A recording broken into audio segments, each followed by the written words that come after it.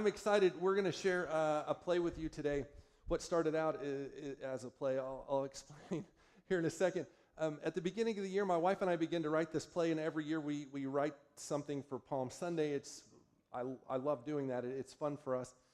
And right away, we had our 4 actors, and we started doing read-throughs, and we were flying pretty good till about 2 weeks ago, when Simon, played by our youth pastor Josh, his grandfather passed.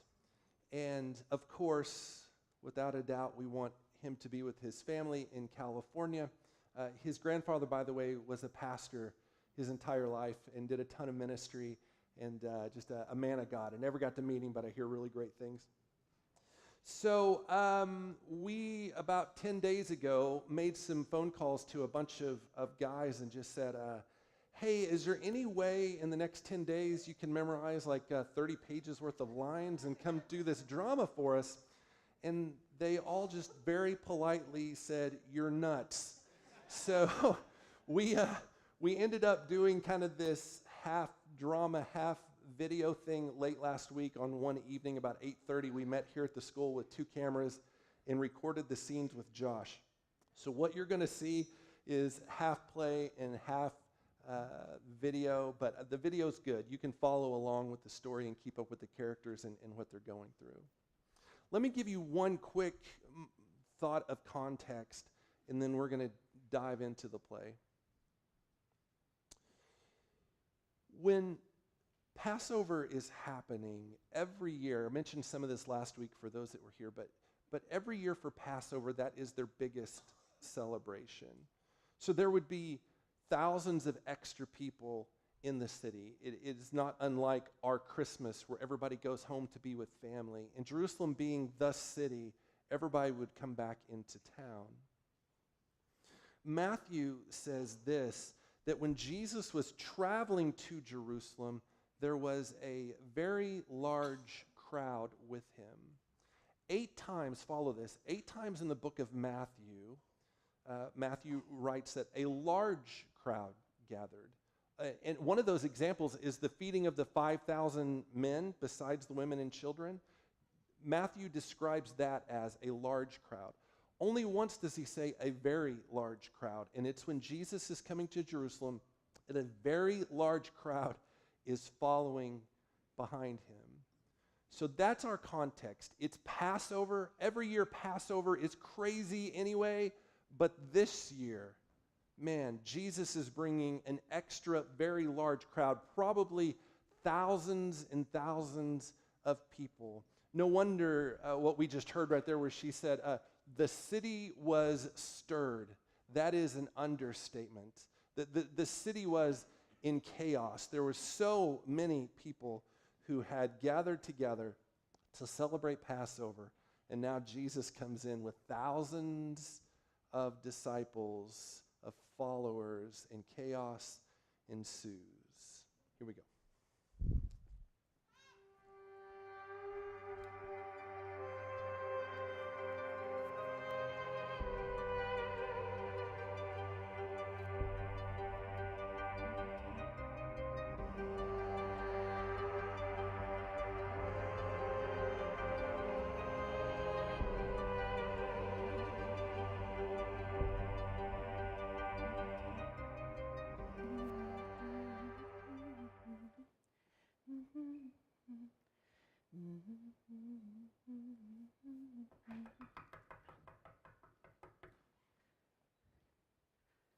Shalom, sweet Sarah! Rachel, what are you doing here?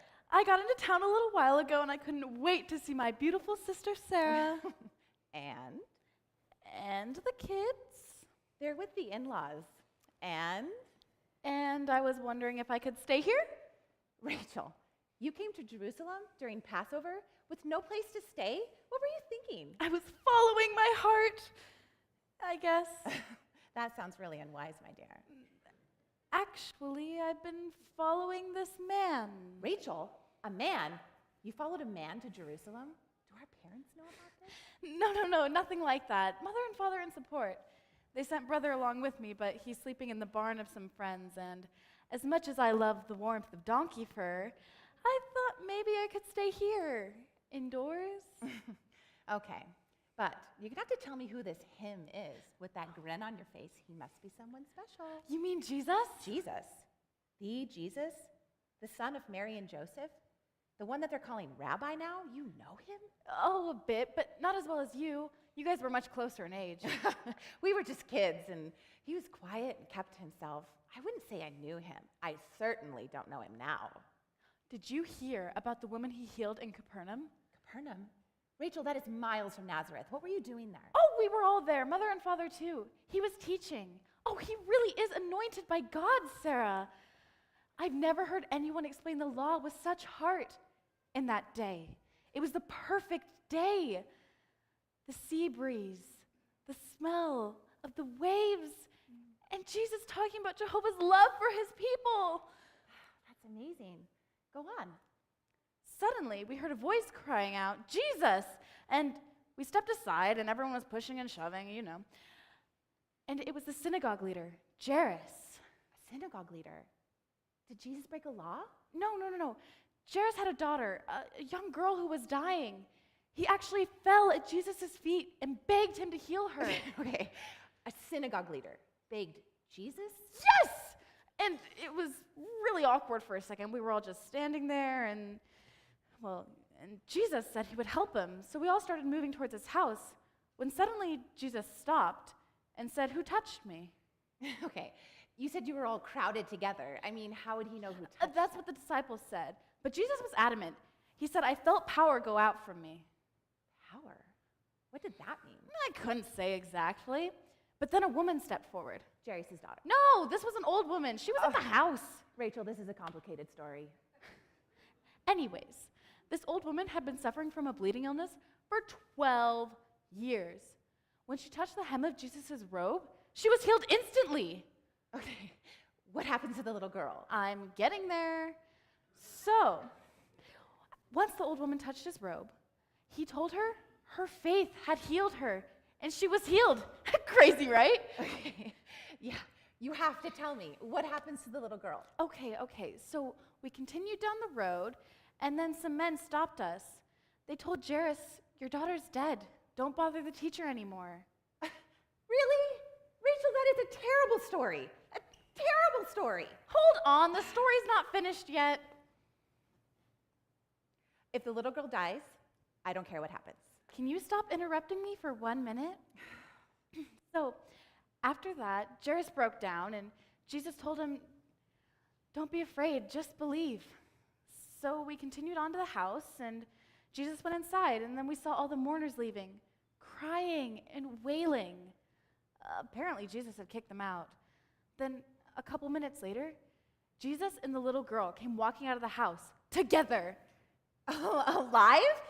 All right, Rachel, that had to have been a trick. No, her mother, the mourners, they all attested to her death. Jesus brought her back to life. It was the greatest thing I've ever witnessed. I believe he may be the Messiah. Shh! Rachel, what are you saying? You're lucky Simon isn't home. He could turn you in for blasphemy. I mean, how could a tradesboy from Nazareth be the Messiah? Oh, sweet sister, if you'd seen that and so much more, I'm certain you would believe it too. I think you might have lost your mind, my dear. Perhaps. And my heart. Oh, my heart and soul and strength, and I would give it all to keep knowing God the way Jesus taught me to know him. Well, I don't know about that. You're lucky Simon's not here. He's not come well to the stories of Jesus. He sees him as a rioter and a rebel, a cult leader, someone who draws negative attention from the Romans towards Jews. Sometimes I forgot what a city boy you've married.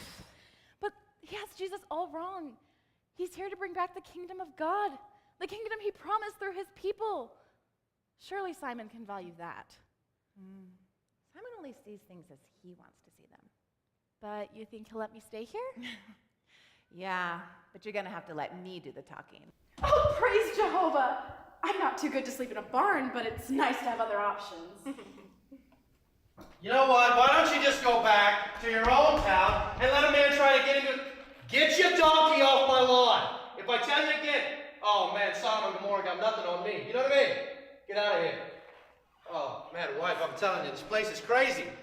Packed. People screaming and yelling, acting a fool. I had to wait in line almost 20 minutes to get your bread. And I paid 3 times what I paid last week. It's robbery, I tell you. Nothing like Passover. Too bad you don't get to stay home like me and avoid the holiday rush. Simon. Well, listen, it's nothing like last year, though, you know what I mean? There's this guy, Jesus, right? He's causing a stir. He's bringing all these people in, these lame, these vagrants. They're everywhere. I mean, what would you expect from someone from Nazareth? Excuse me, we're from Nazareth. Well, yeah, of course, my love, but you're like the one rare Nazareth jewel. And I mean that. The one rare Nazareth jewel. Rachel, what brings you to my town? I'm one of the ruffians. Rachel came to celebrate Passover. I've invited her to stay with us. Actually, I too came into town with Jesus. Yeah, see? Now that makes more sense now, doesn't it? Does it? What do you really know about him, Simon? Jesus is doing great things for the Jews. I thought that would matter to such a strong patriot. What's he doing for the Jews? Except dragging around a bunch of Gentiles and rabble-rousers all over the place with him. He's causing a ruckus. And you know what happens when the Romans start paying attention to the ruckus you're causing? Higher taxes, beatings, crucifixions, and I'm telling you, ridiculously expensive bread, huh? But that's not what Jesus is about. He heals people. I've seen it. He cares for the sick and the hurting. He's teaching people how to live in the love of Jehovah. He's not leading an uprising. He's bringing people to peace, Jews and Gentiles and Romans alike. It's too bad that they don't agree with you. Who doesn't agree with me? You're Jews and Gentiles and Romans alike. What do you mean? Okay, guys, come on, stop bickering. Passover is a time of rejoicing, a time of gratitude. I wish you wouldn't quarrel with each other. But listen, it doesn't even matter. They're going to arrest the guy tonight. What? Who? The Sanhedrin. I heard them talking about it today at the temple courts. It's true. He hears all the conversations at the Sanhedrins as he works on the walls. Oh, no. No. Rachel, where are you going? Rachel, let her stop! go. I have to go and warn Jesus to leave the city. No, it's almost dark. You can't go out. It's not safe. I have to. Oh, Rachel! Be careful. Well, aren't you going to go after her? What? You set her What? off. Everything sets her off. Please, Simon. Please, go after her. Just make sure she's not hurt or robbed. No, listen, a little scare do her some good, you know? Stop hanging out with all these rabble-rousers. Simon, please, if it were your sister. I swear, it feels like I just got home. Fine, I'll go. But listen, I'm doing this for you, all right? I swear, if she gets me dragged into this, woman.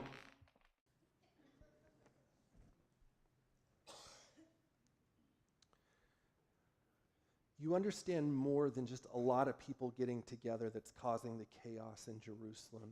You also have the oppression of the Romans. And honestly, as you study the New Testament, you even see fractions that are happening within the Jewish community.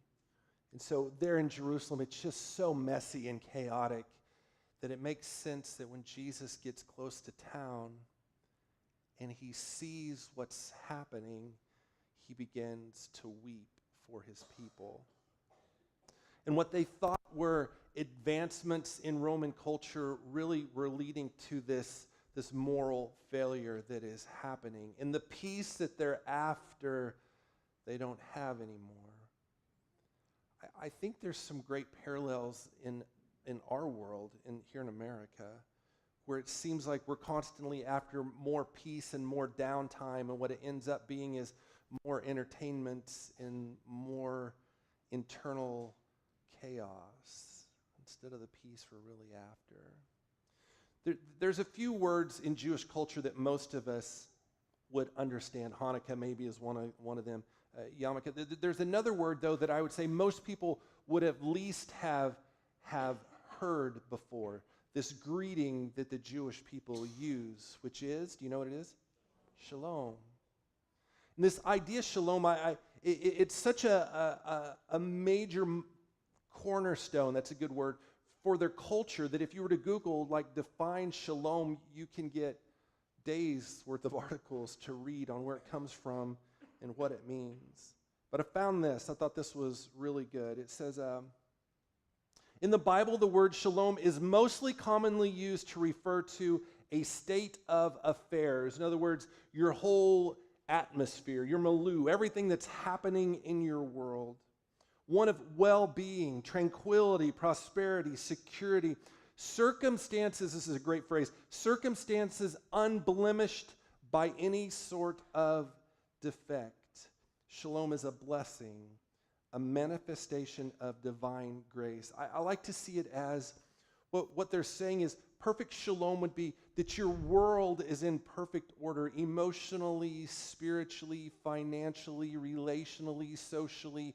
Your world is in perfect order, and there is peace.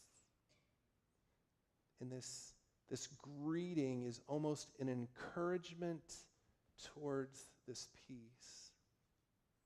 So with that word fresh on our minds, listen to this passage.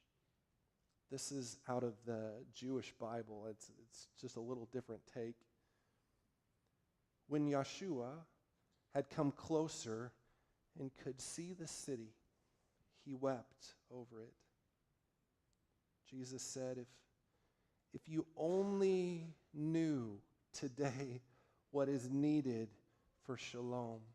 Like if you only understood what you really, really need to find peace, if you only understood what you need for shalom.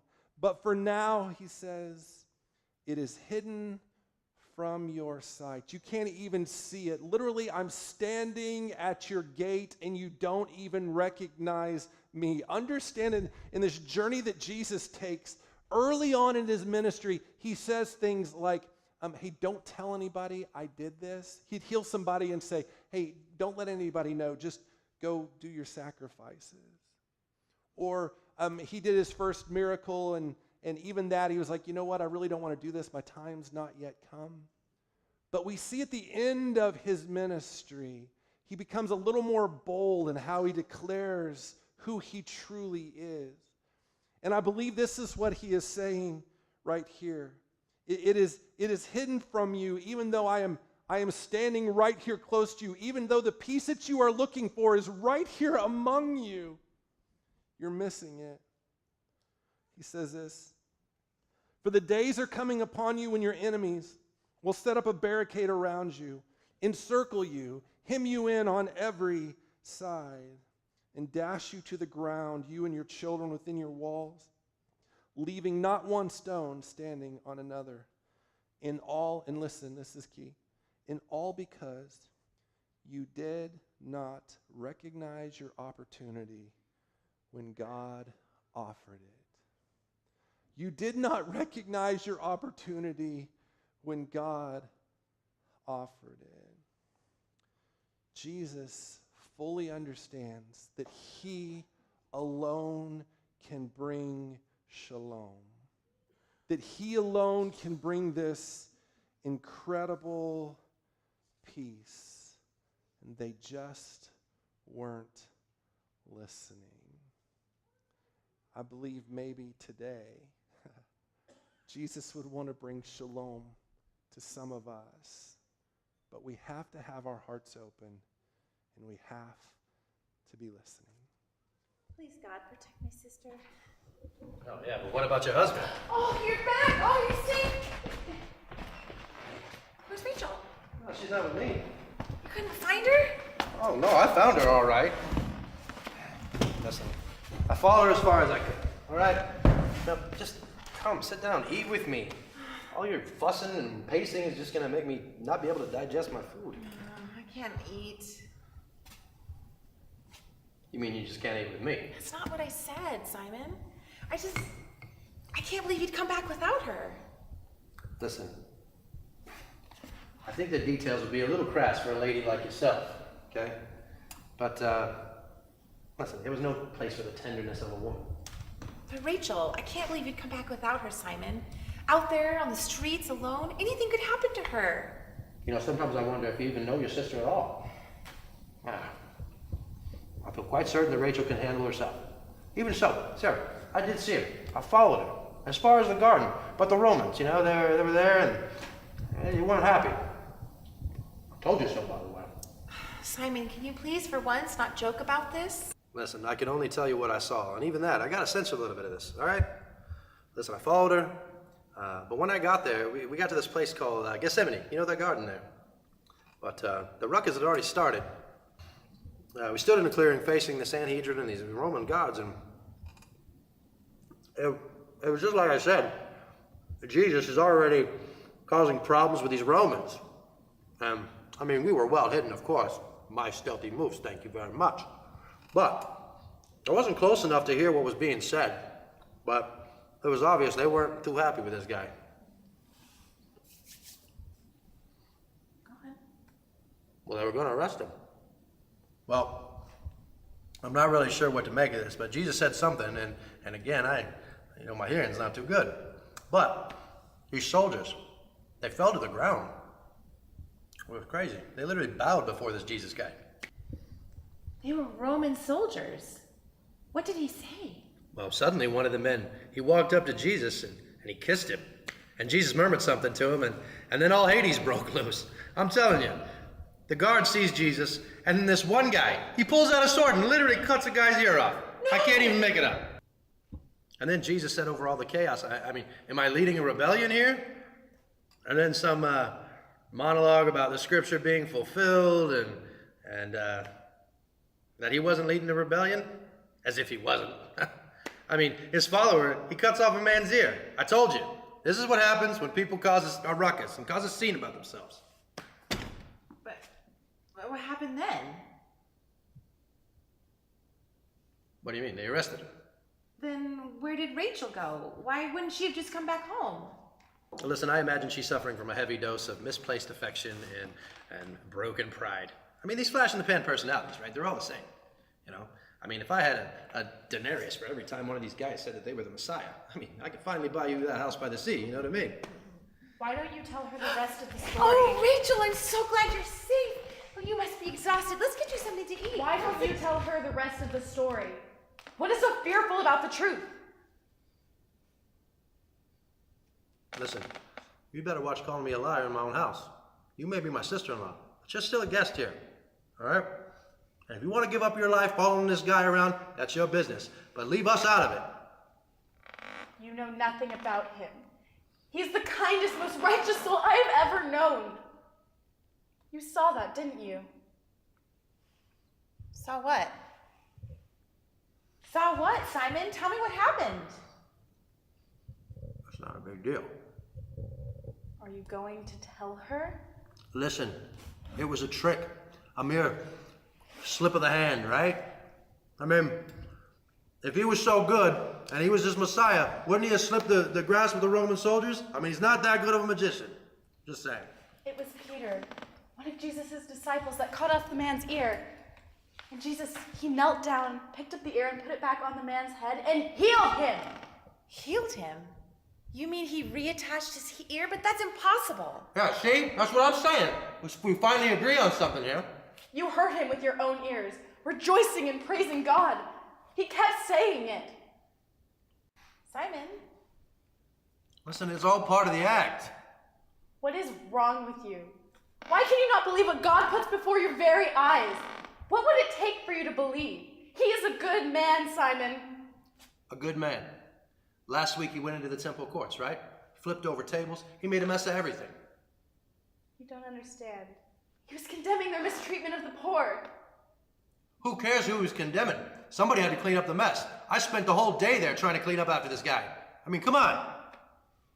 You know, listen, I swear before this whole thing is over, you're going to see all the problems that this guy's causing. He's just like all the rebels before him. I'm telling you. Jesus is a good man. He heals the sick. He makes the lame walk. I've seen him open blind eyes with just dirt and water. He has brought someone back to life. You could help him. You're respected at the gates. The priests let you listen to their conversations. Couldn't you have just given him one positive word to beg him mercy? You're not listening to what I'm saying. I don't want to help him. In fact, I'm glad that they arrested him. Okay? Listen, if he is the Messiah, well, then they can't kill him. And if he's not, well, hey, he deserves to die. Okay? If it's up to me, I say crucify. Nah, listen, I can't sit around here and hang out with the two of you weeping willows as you do this all day, all right? Sarah, she's gonna get us into a lot of trouble, all right? Ugh. Simon. No. Listen, I'm gonna leave. And when I come back, I don't want it here. Saul, I'm about to murder my sister-in-law. Rachel? I thought I saw her in town. What's she doing here?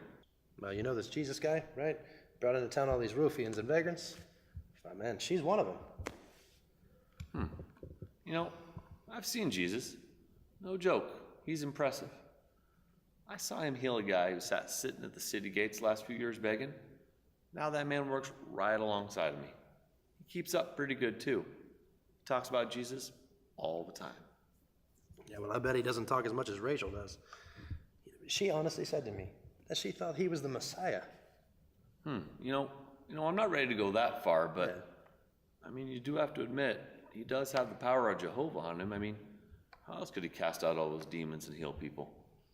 Well, I mean, have you ever thought maybe he's using the power of the devil himself? I mean, we've seen it before. Yeah, I mean, that came up the other day. Someone asked him that exact question. And, well, what did he say? Well, he asked them, why would a demon cast out other demons? That's actually a pretty good comeback. Have you ever heard him speak? Man, it'll move you. I mean, he speaks with authority, as if he wrote some of the Torah himself. I mean, it's difficult to explain, but you know how the other teachers just sort of tell you what the scripture says? Sure. Well, he sort of tells you what they mean as if he knows why God gave them to us in the first place.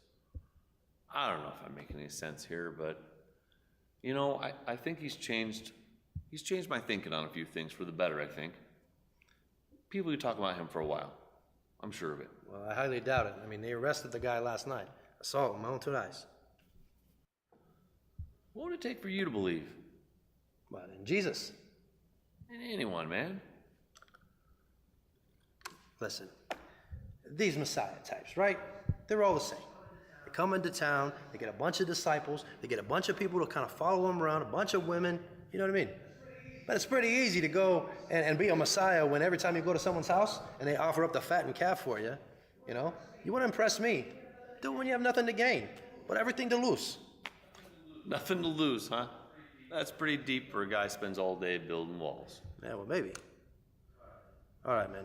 Well, listen, I'm going to go wait in line way too long and pay way too much for some breakfast. You want to come with me? Oh, thanks for the invite. I think I'll stay right here. All right. Maybe I'll head over to your house, though, and give her some more ideas about Jesus to use to annoy you. So I will literally drown you in this lake right now. I'm kidding. You know that. All right, man. I'll see you later. Yep.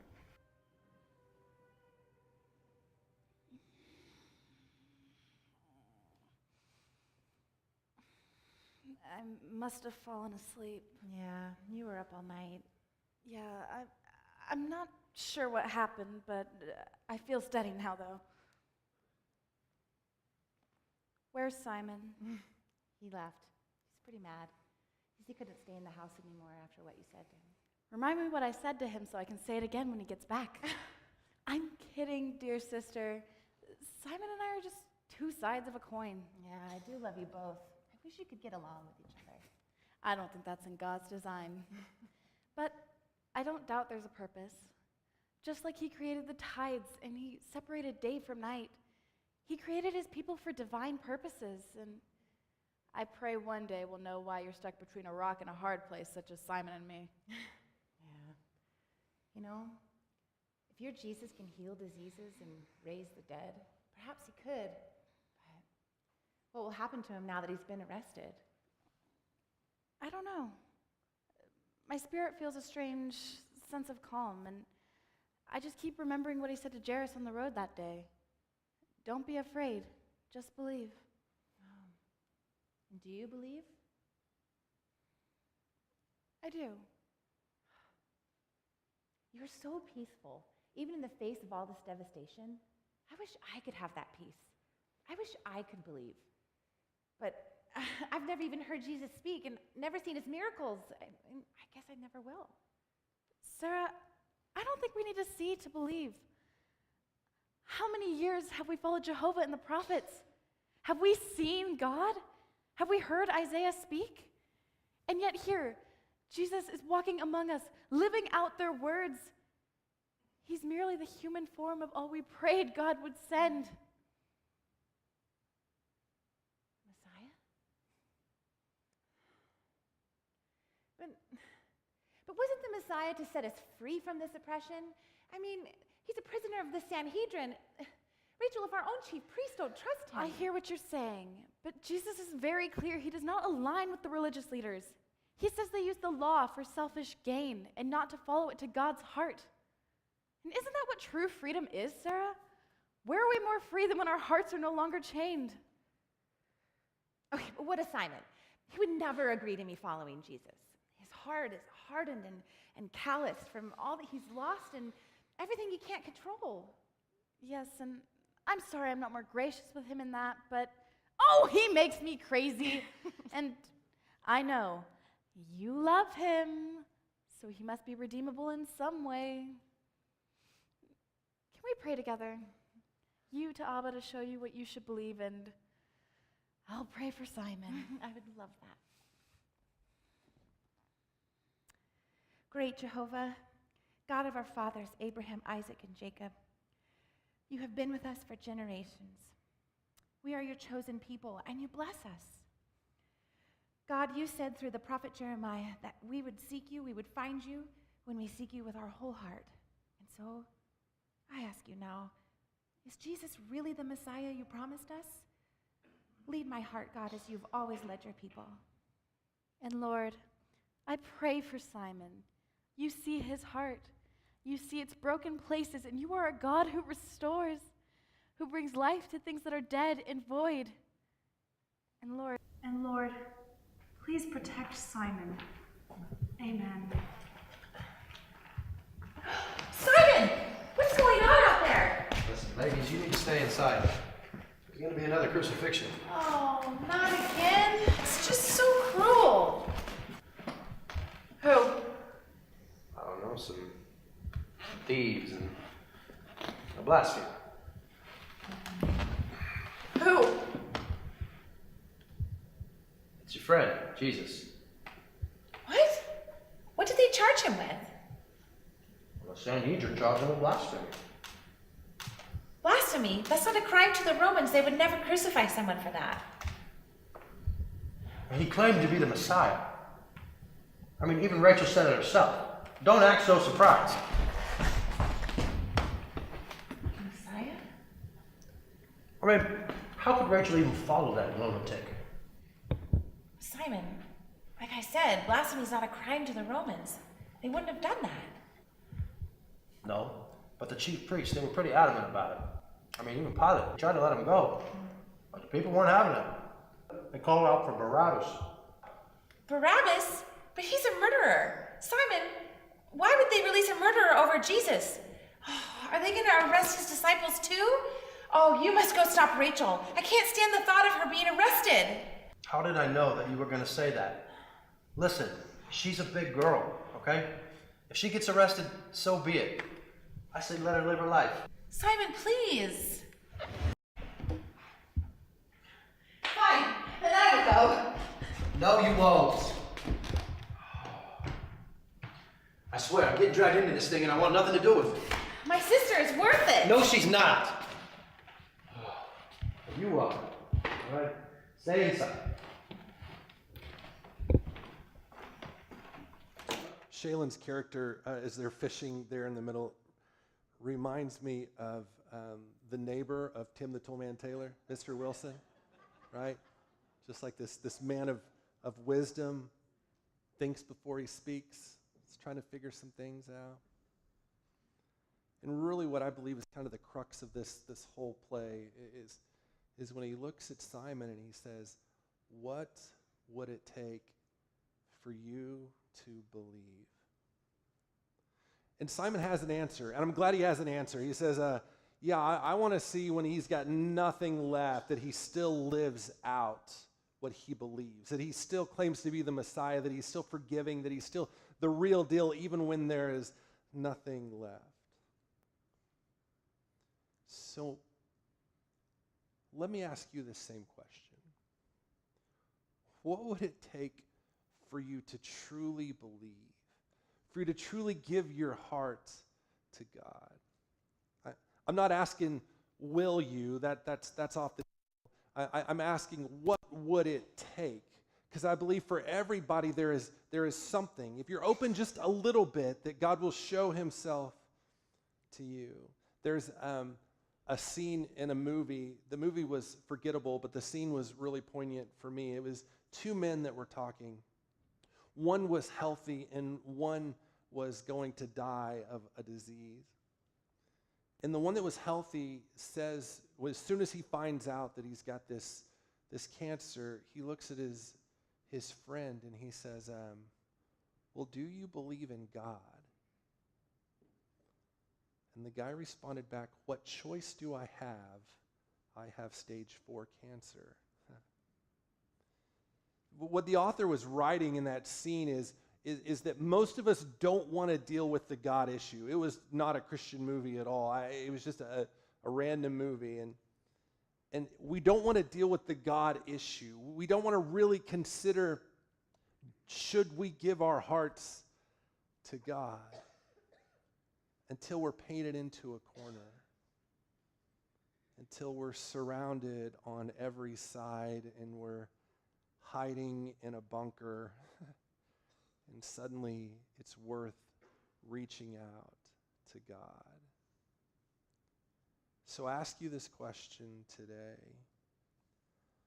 What would it take for you to believe? What would it take for you to put your trust in God? All right, here comes the last scene.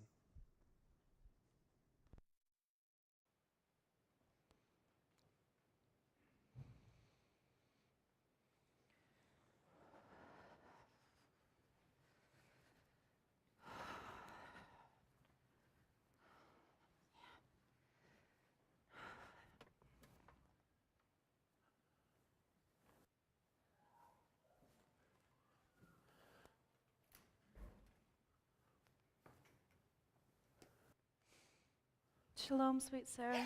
Oh, Rachel. Oh, I'm so glad you're safe. I've been so worried. Sarah, Come sit down. Sarah, listen! He's on his way to Golgotha. I know. I'm so sorry. Oh, Rachel, maybe if he is who you say he is, maybe another miracle. No, Sarah, not Jesus. Oh, not Jesus. Oh, this is great news. Thank you. Yes, Sarah, Jesus. He's sentenced to die. But Simon. Simon? What about Simon? Rachel, what about Simon? I'm not entirely sure. The crowds were so thick, and I was up on an incline, and Jesus was walking down the road, or at least I think it was him.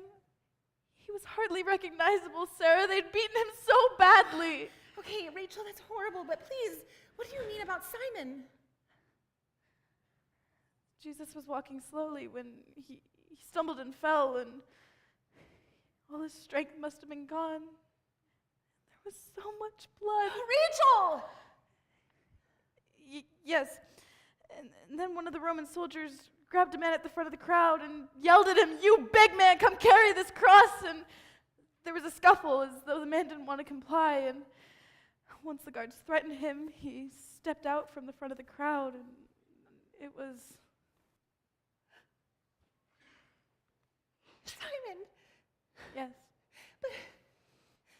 But what has he done? He's a good Jew. He was just trying to find you, Rachel. I know. I don't think the soldiers cared. They just needed someone strong enough to shoulder the lumber. And then what? Are they going to crucify him too? Oh, Sarah, I don't think so. Oh, Simon, this is all my fault. Oh, this is all my fault. Oh, I hope they haven't harmed him. Oh, oh this is just...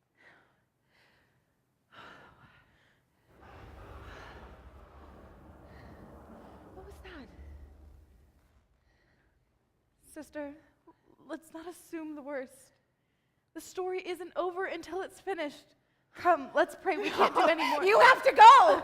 Sarah, I didn't think this would happen. He warned me this would happen. He did. He said he would get caught up in this and that he would get wrapped up in this. Oh, this is all your fault. This is all your fault. Oh, Simon. Oh, Simon. Oh, Jehovah, please. What's happening to the Please sky? save Simon. Oh, please. And you know that we serve you and we follow your teachings. God, please. Why is it getting dark? It's the middle of the day.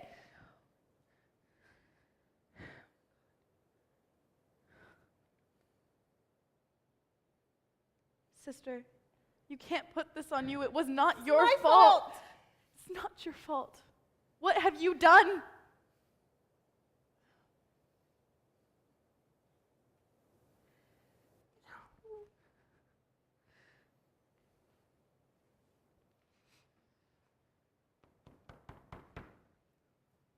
Sarah? Rachel, are you guys okay?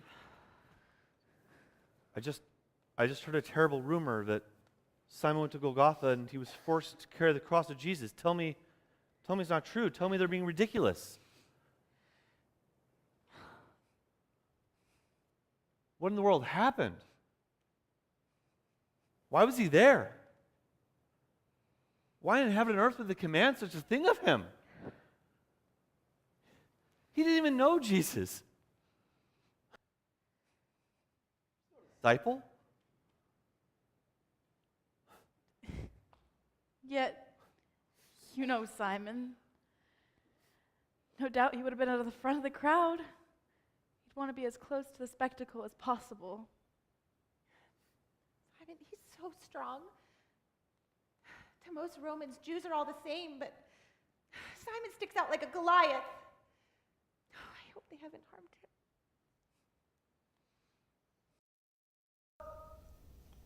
Simon?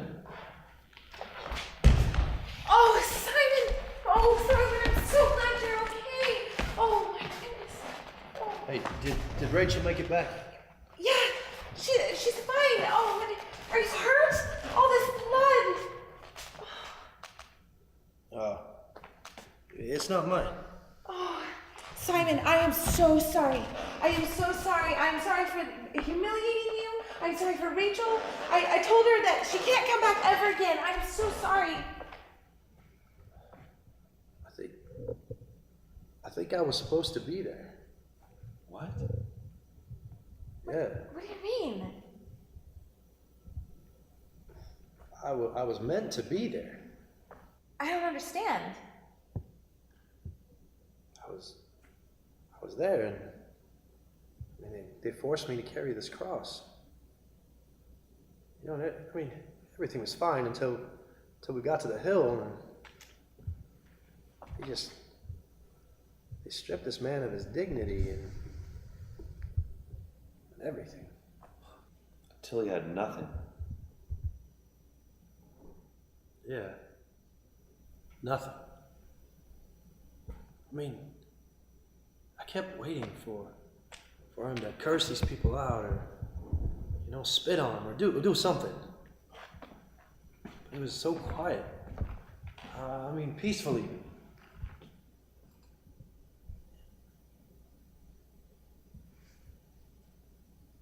What if? Yeah. What if? What if what? Towards the end, they were casting lots for his clothes. Right there, at his feet. So he would see it. Yeah. They stripped this man of his dignity. Every human piece of him was just gone. These Romans, they're absolutely evil. Towards the end, Jesus looks at him and after all of that, he says to him, out loud, Father, forgive them. They don't know what they're doing. How do you forgive someone for all that hate? It's not humanly possible. saying? I'm saying he called himself the Son of God. Well, I don't know about all that, but I mean, he sure bled like the rest of us. Yeah, but there was more. More than flesh and bone. Maybe he was a prophet. Or he was the Messiah. He said one other thing that keeps running through my mind. It was right before he died. He said, "Father, into your hands I commit my spirit."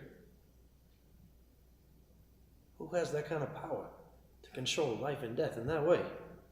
Man, I don't know, brother. I don't know. But I'm exhausted. And I'm hungry.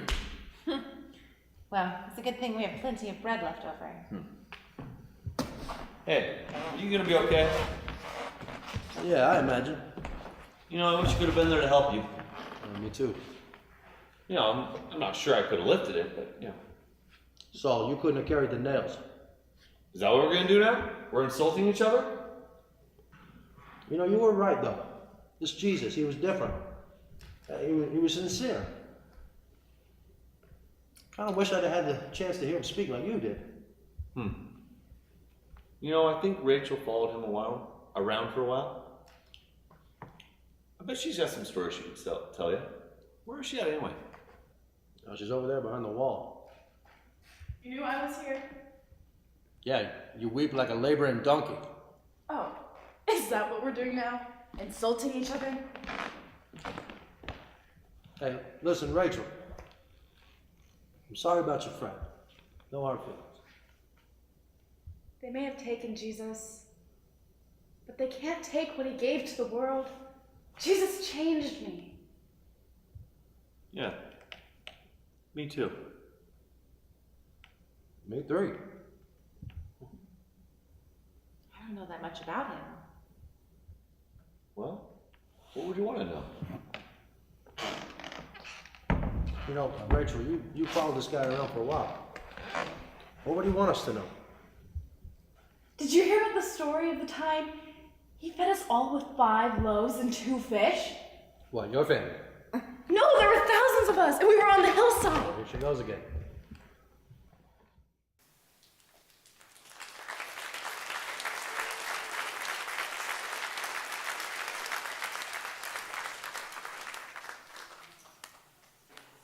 Luke 23. As they led him away, they seized Simon from Cyrene, who was on his way in from the country, and they put the cross on him and made him carry it behind Jesus. A large number of people followed him, including women who mourned and wailed for Jesus. And Jesus turned to them and said, "Daughters of Jerusalem, do not weep for me. Weep for yourselves and for your children." Intriguing to me, although Simon is born out of this passage, this is really all we know about him. These are just characters we pull out. But that he would have been there as Jesus turned to these ladies and says, "Don't weep for me. Weep for your children. Weep for your city." The same thing that Jesus felt when he stood over the city and cried, now he's telling to individuals, weep for yourselves and for your children. I believe that God gave Simon exactly what he needed. And maybe, just maybe, there's a few of us here today who've been asking to hear from God. Maybe even on the way here, you're praying, "God, today is one of those days I just need to hear from you. I need to know that you're real." And I believe with all my heart that God will give you what you need to believe. Not everybody needs to carry a cross. Not everybody needs some big spectacle or miracle. The Bible tells us, blessed are those who never see and believe. And a lot of us, we don't need that. But I'm telling you, if you're kind of in that that struggle in your faith and you can't decide, do I want to put my faith in Jesus? Do I want to continue living for the world and you can't decide? I believe that if you seek God, he will show up in your life. If he is willing to put his son on a cross for you, he'll reach out wherever you are. But I believe today the way that Jesus wept over the city and he wept for these women, that today he weeps for some of us, that he so strongly desires for you and me to know him, that he would do anything for that to happen. Jeff and Leanne are going to lead us in a song here, and two things are going to happen. One is we have communion. In the back, if you're visiting with us, we have open communion every week. Sometimes we do it together, but it's always available in the back if you'd like to slip out and do that. But secondly, I'm going to stand right down here in the front. And if you desire prayer, if you just need to hear from God, I would be honored to pray with you. Let's all stand together. We'll just spend this next song in some reflection and seeking our Savior. How deep the Father's love for us, how vast beyond all measure, that he should give his only Son to make a wretch his treasure. How great the pain of searing loss. The Father turns his face away, as wounds which mar the chosen one bring many sons to glory.